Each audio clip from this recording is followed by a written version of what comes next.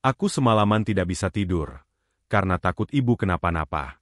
Kedua putriku, Dita yang sudah kelas 2 SMA dan Dila yang masih kelas 6 SD, setia menemaniku merawat neneknya. Sementara kakakku, Bang Romi, dan keluarganya kini tengah tidur nyenyak di kamar Dita. Aku menjadi serba salah dan menyesal telah memanggil mereka. Padahal mereka kupanggil ke sini untuk ikut menjaga ibu, bukan untuk mengisi kamar anakku dan tertidur pulas di sana. Sudah 3 bulan ibu terbaring sakit dan sudah 2 kali dirawat inap. Namun selama itu Bang Romi dan keluarganya tidak pernah datang menjenguk ibu sama sekali. Kali ini aku sengaja menyuruh Dita memanggil mereka atas saran dari Beiros, adik perempuan ibu. Tapi nyatanya kedatangan mereka malah menabur luka di hatiku. Malam pun terus berlalu. Hingga fajar menyingsing membuka hari yang baru. Sekitar jam 10 siang, Bang Romi baru muncul ke kamar ibu. Dan tentu saja dengan sikap menyebalkannya. Sambil berlagak santai, ia berkata, mengurus ibu itu kewajiban anak perempuan. Anak laki-laki mana bisa. Celetuknya mencari pembenaran, Dita yang tak terima dengan ucapannya, sontak langsung buka mulut. Om itu dipanggil ke sini karena nenek sedang sekarat. Om seharusnya menemani nenek di saat terakhirnya. Bukan malah enak-enakan tidur dan bicara sembarangan. Apa anakmu tidak kau ajarkan sopan santun saat berbicara pada orang yang lebih tua? Riz. Sahut Bang Romi kesal. Bola matanya melebar membentuk bulatan. Kau pikir selama ini siapa yang membiayai kebutuhan ibu kalau bukan aku? Tambahnya sembari menepuk dadanya dengan angkuh. Bang Romi memang selalu memberikan ibu uang belanja setiap kali dia gajian. Tapi jumlahnya bahkan tak cukup untuk makan 1 minggu. Yaitu 500.000 untuk sebulan. Istrinya yang baru saja menyusulnya terkejut mendengar pengakuan tersebut. Pak, kamu menjatah ibu 500.000 sebulan. Suaranya tiba-tiba meninggi dan menatap suaminya tajam. Sudahlah, Ma. Bukan saatnya membahas hal itu. Elak Bang Romi. Tak bisa seperti itu, Pak. Jadi selama ini kamu telah membohongiku. Padahal kita sudah sepakat untuk menjatah ibu 300.000 sebulan. Kamu dapat uang dari mana sehingga bisa mengirim lebih pada ibumu? Cecarnya dengan mata melotot. Aku tersentak mendengar pengakuan iparku. Entah dicuci otak atau apalah kakakku satu ini. Sehingga dia sangat tunduk pada istrinya yang memiliki sifat buruk itu. Bak kerbau yang dicucuk hidungnya, sudah cukup. Ini masih pagi. Bisa-bisanya kalian membuat keributan di hadapan ibu yang sedang sakit. Pekikku pada mereka berdua. Sesak sekali rasanya dada ini bak terhimpit tumpukan batu. Pelupuk mata mulai terasa menghangat, tanpa bisa ku cegah bulir-bulir air mataku akhirnya meluncur juga membasahi pipi tak lama setelah itu. Mereka akhirnya beranjak meninggalkan kediaman kami tanpa berpamitan pada ibu, bahkan menoleh pun tidak. Kupandangi punggung keduanya sampai menghilang di balik pintu. Aku bersumpah di dalam hati, sesusah apapun kehidupanku ke depannya, aku tak akan pernah meminta pertolongan pada mereka. Cukup tahu saja bahwa aku memiliki saudara dan ipar yang tak berperasaan sama sekali. Sebelum meninggalkan kamar ibu, aku mendekatinya perlahan. Kemudian membisikkan seuntai kalimat di telinganya. Risma tinggal sholat sebentar ya, Bu. Namun tak ada respon. Matanya pun tertutup rapat layaknya orang yang tengah tertidur lelap. Kulangkahkan kakiku menjauhi ranjangnya dengan perasaan yang amat berat. Lalu seketika aku teringat suatu kejadian di masa lalu. Kejadian yang tak begitu menyenangkan ketika aku, ibu dan Bang Romi tengah bertengkar hebat perihal perjodohanku. Pergi kamu dari rumahku dan jangan bawa apapun selain yang kamu pakai. Semuanya milikku, aku yang membelinya menggunakan uangku. Bentak ibu padaku yang tak mau menurut untuk dijodohkan dengan calon yang ia pilihkan. Beiros yang mendengar keributan tersebut, segera menghampiri dan mencoba melerai ibu karena dianggap berlebihan. Keterlaluan kamu, Kak. Sampai hati kamu memukul dan mengusir anak perempuanmu sendiri. Di mana hati nuranimu? Anak pembangkang ini memang harus diberi pelajaran supaya dia tahu diri. Ucap ibu berapi-api. Matanya menatapku penuh amarah. Aku hanya bisa menangis di dalam pelukan Beiros. Sakit di sekujur tubuhku tak setara dengan sakit hatiku karena ucapannya. Beiros terus membelaku. Bukan Risma yang pembangkang, tapi kalian yang sudah tidak waras. Siapapun pasti akan menolak jika dinikahkan dengan duda tua yang sudah memiliki 4 orang anak. Apa salahnya tua kalau bisa menjamin hidup? Bei, setelah menikah, Risma akan bahagia. Ia akan diberikan rumah dan semua yang ia inginkan. Tak perlu repot-repot kerja di sawah seperti orang kebanyakan. Sahut Bang Romi dengan entengnya. Mendengar hal itu, Bei Ros semakin kesal dan tanpa sadar meninggikan suaranya. Tugas Risma memang bukan bekerja di umurnya yang sekarang, tapi belajar. Seharusnya kau sebagai abangnya bertanggung jawab untuk menyekolahkannya dengan layak. Setelah semua harta peninggalan ayahmu kau habiskan untuk menempuh pendidikan di perguruan tinggi, Bang Romi yang tak mau kalah tentu saja membantah perkataan Bei Ros. Aku ini laki-laki, Bei, yang mana berkewajiban memberi nafkah kepada anak dan istriku kelak. Sudah sewajarnya sekolah tinggi dan mempunyai pekerjaan yang bagus. Tapi Risma, sekolah tinggi pun percuma. Karena pada akhirnya ia akan bertugas di dapur, kasur dan sumur. Bei Ros tak habis pikir dengan pola pikir Bang Romi. Di zaman sekarang masih ada orang yang berpikiran sempit seperti itu. Lihatlah kelakuan anak laki-laki yang kau banggakan, Kak. Begitu rendahnya dia memandang wanita. Dia lupa kalau dirinya terlahir dari seorang wanita. Semoga kelak dia akan merawatmu dengan baik di hari tua. Ucapnya sambil melimpahkan kesalahan pada ibuku. Sudahlah, Ros. Ini urusan keluargaku. Kamu tidak perlu ikut campur. Aku lebih paham apa yang terbaik untuk anak-anakku. Balas ibu dengan suara datar. Mendengar itu, Bei Ros hanya bisa menghela nafas berat. Ayo, Riz. Kita pulang ke rumah bibi. Mereka sudah mengusirmu. Ini bukan rumahmu lagi. Bei Ros mengangkat lembut wajahku sampai kami saling bertatapan. Aku dapat melihat raut kesedihan di wajahnya. Dia sungguh mengerti apa yang sedang aku rasakan. Sekali kamu melangkahkan kaki keluar dari rumah ini, jangan harap bisa kembali lagi. Bang Romi berbicara dengan sangat lantang bahkan jari telunjuknya tanpa ikut menghakimi. Aku dan Bei Ros tak mengubris peringatannya.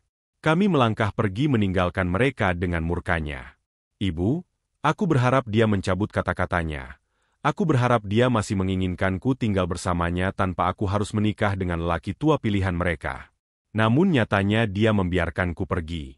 Aku benar-benar diusir tanpa membawa satu barang pun kecuali yang melekat di badan. 1 tahun lamanya aku tinggal di rumah Bei Ros setelah diusir dari rumah. Selama itu tak sekalipun ibu memintaku kembali meski dia seorang diri di rumah. Aku pernah mencoba kembali ke rumah beberapa kali. Tentunya dengan ditemani Bei Ros. Namun bukan sambutan hangat yang kuterima, melainkan siraman air garam di atas luka yang masih menganga. Untuk apa kamu kembali anak durhaka? Sawahku sudah diambil alih oleh Pak Kodir, calon suamimu yang kau tolak mentah-mentah. Bahagiakan kamu sekarang melihat hartaku satu persatu terjual habis. Ujarnya meluapkan isi hatinya setelah beberapa kali aku datang meminta untuk kembali tinggal bersamanya. Hari itu juga aku tahu kenapa ibu memaksaku menikah dengan Pak Kodir, laki-laki yang pantas menjadi bapakku itu. Ternyata karena dia terlilit hutang dan mau menjadikan aku sebagai penebusnya. Untunglah penolakanku didukung oleh keluarga besar. Bukan hanya Bei Ros yang berada di pihakku tapi juga keluarga besar ayah dan Paman Tomo. Adik ibu yang kedua, sejak hari itu aku tidak pernah meminta kembali tinggal di rumah ibu. Aku memutuskan menetap di rumah Bei Ros sampai lulus sekolah.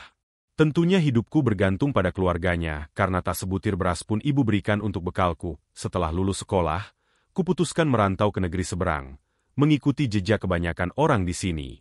Mencari sesuap nasi untuk penyambung hidup.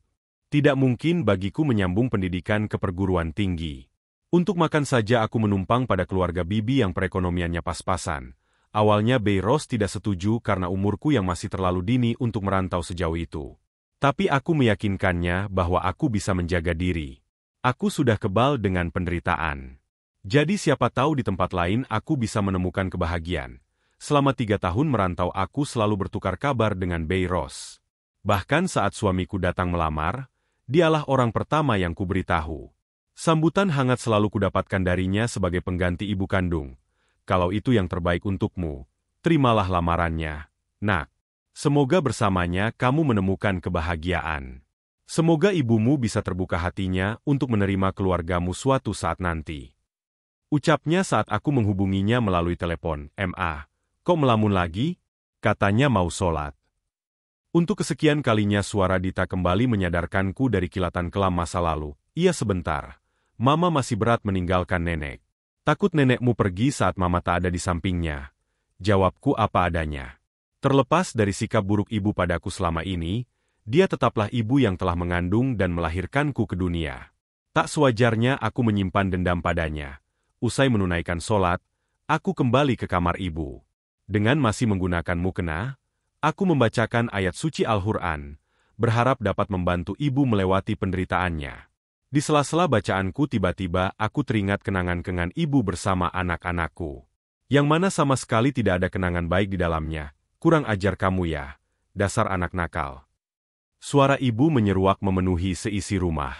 Aku yang sedang berkutat dengan peralatan dapur tentu saja terkejut dan tergopoh-gopoh melangkah keluar mendengar omelan ibu yang disambung tangisan Dita. Astagfirullahaladzim. Dita kenapa nangis? Nak, ku peluk putriku yang tengah meraung-raung sambil menggesekkan kedua kakinya ke lantai dengan kasar. Ku elus pelan punggungnya agar dia merasa tenang. Kecil-kecil sudah nakal. Kalau sudah besar mau jadi apa kamu? Plak. Ibu dengan teganya mendaratkan pulukan di paha anakku yang masih berumur 3 tahun itu. Sehingga membuat Dita yang sudah tenang kembali menangis. Astagfirullahaladzim Bu, jangan dipukul. Dita masih kecil. Cegahku meski sudah terlambat. Karena tangan ibu sudah lebih dahulu mendarat, biar aja. Biar dia merasakan sakit yang sama seperti Reva, aku terlalu fokus pada Dita, sehingga tidak memperhatikan keadaan sekitar. Ternyata selain ibu dan Dita, ada Reva juga di sini. Entah kapan datangnya anak itu. Anak itu menangis terseduh-seduh sambil memeluk ibu. Sebenarnya ada apa ini, Bu? Tanyaku meminta penjelasan. Anakmu sudah mendorong cucu kesayanganku sampai tubuhnya terbentur ke dinding. Lihat ini. Kepala Reva sampai benjol. Jelas ibu ngotot sembari mengusap-usap kepala Reva yang katanya benjol. Tapi aku sama sekali tidak melihat benjolan di sana. Hanya sedikit memerah di bagian atas pelipis. Dita tidak akan berbuat begitu kalau tidak ada sebabnya, Bu. Aku mencoba membela anakku, bela. Bela saja terus anak nakalmu itu. Ibu menatapku penuh amarah. Cici, ucap Dita yang masih terisak. Cici adalah boneka kelinci kesayangannya. Hadiah ulang tahunnya yang ke-1 dari ibu mertuaku. Itu adalah hadiah ulang tahun yang pertama dan terakhir dari ibu mertua, karena beliau menghembuskan nafas terakhirnya sebelum Dita berumur 2 tahun. Kenapa sayang? Tanyaku pada Dita. Cici Hua. Hua. Dita kembali menangis histeris sambil menunjuk ke arah Cici yang sudah berpisah antara badan dan kepala. Ya Tuhan. Bonekanya kenapa bisa rusak begini? Aku memungut boneka kesayangan putriku itu. Ternyata ini yang membuat anakku menangis histeris. Ia tidak terima bonekanya dirusak oleh sepupunya. Boneka jelek begitu aja ditangisi. Memang sudah sepantasnya dibuang ke tempat sampah. Ujar ibu sembari membawa Reva berlalu dari hadapan kami. Ini boneka kesayangan Dita. Bu, hadiah dari neneknya. Kenapa ibu membiarkan Reva merusaknya? Dita juga cucumu. Bu, apa bedanya dengan Reva? Kenapa ibu selalu membelanya padahal sudah jelas dia yang salah? Aku mengikuti langkah ibu dan mencecerinya dengan banyak pertanyaan. Nafasku terasa naik turun. Menahan emosi yang mengguncah tak lama, ibu tiba-tiba menghentikan langkahnya lalu berbalik menatapku tajam. Ini rumahku, dan cucuku bebas berbuat apa saja di rumah ini. Kalau kau tidak suka silahkan angkat kaki dari rumahku sekarang juga. Aku tersentak tanpa mampu menjawab. Tanpa sadar air mataku luruh membasahi pipi. Lagi-lagi masalah sepele berakhir dengan pengusiran. Tidak masalah jika ini pertama kali. Aku mampu menahannya. Tapi ini untuk kesekian kalinya.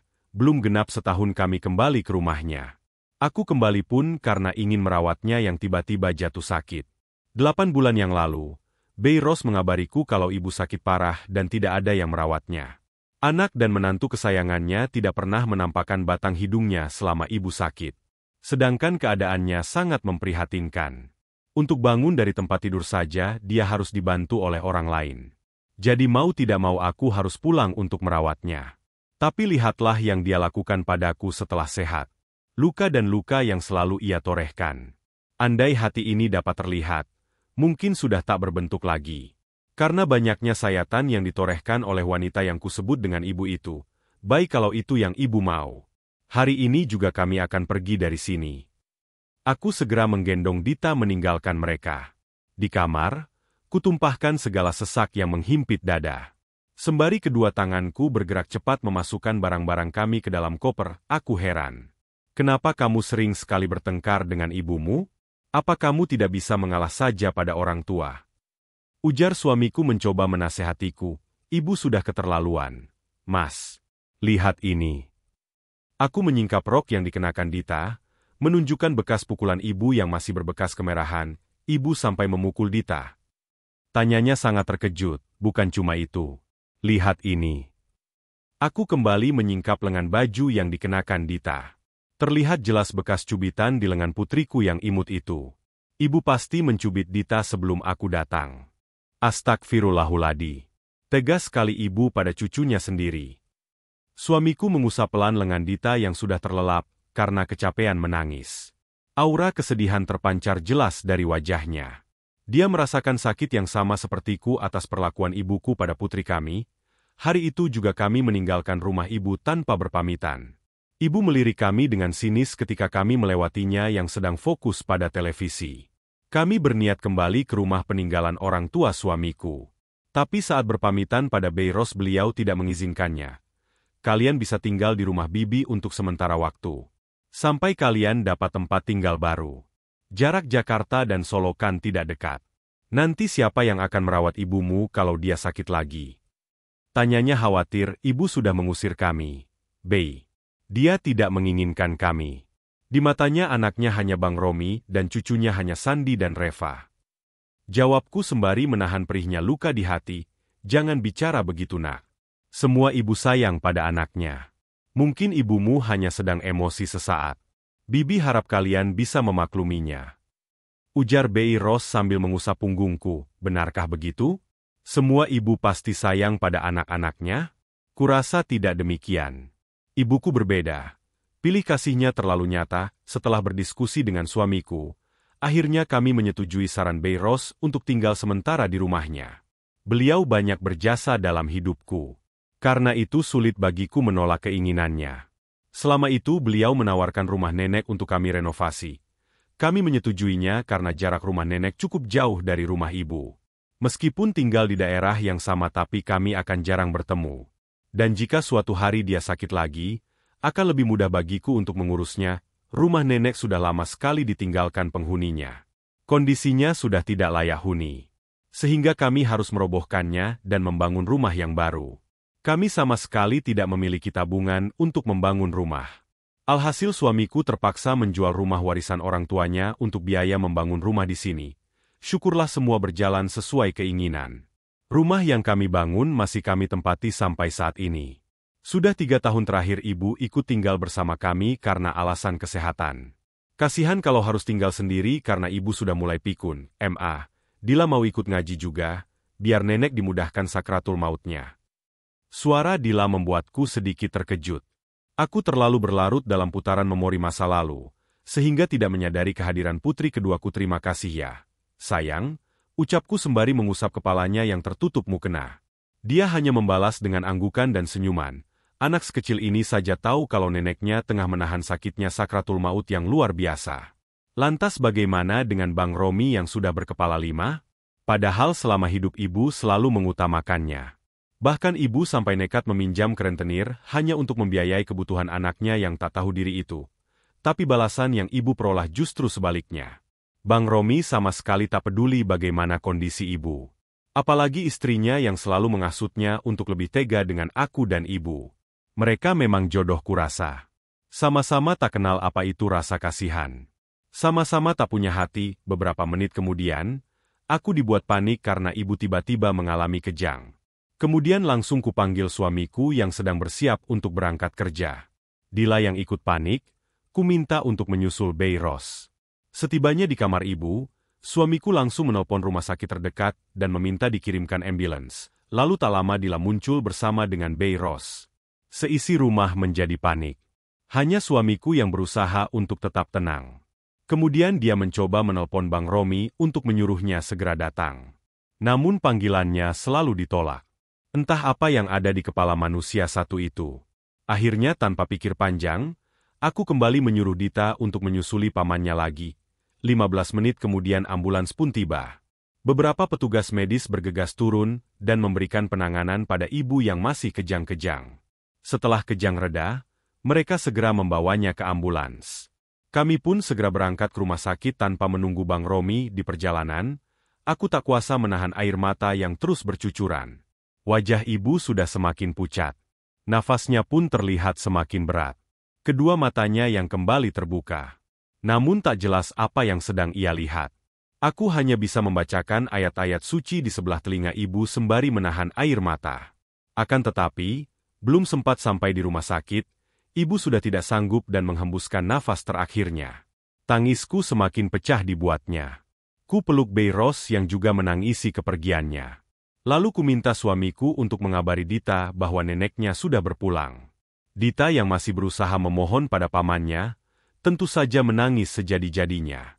Ia pun segera melaju motornya menyusul ke rumah sakit tempat kami berada. Keesokan harinya, prosesi pemakaman pun berlangsung. Bang Romi yang dari kemarin tak ada kabar, tiba-tiba muncul dengan anak dan istrinya. Tak terlihat air mata sedikit pun yang menetes di wajahnya. Bahkan saat jenazah ibu akan dikebumikan, Bang Romi hanya melihat dari barisan belakang. Tanpa sedikit pun ada niatan untuk mengantarnya ke liang lahat. Tapi aku sudah tak heran. Karena itulah sifatnya yang sebenarnya. Dan aku yakin suatu saat nanti dia akan mendapatkan balasan yang setimpal dari kisah Risma. Kita dapat belajar bahwa sebenci apapun pada orang tua, terkhususnya ibu, kita tetap berkewajiban untuk merawatnya dengan tulus. Karena bagaimanapun ibulah yang telah melahirkan kita ke dunia, dengan mempertaruhkan seluruh hidup dan matinya. Jadi sudah sewajarnya seorang anak merawat ibunya di hari tua. Bagaimana menurut kalian? Tulis tanggapan kalian di kolom komentar ya.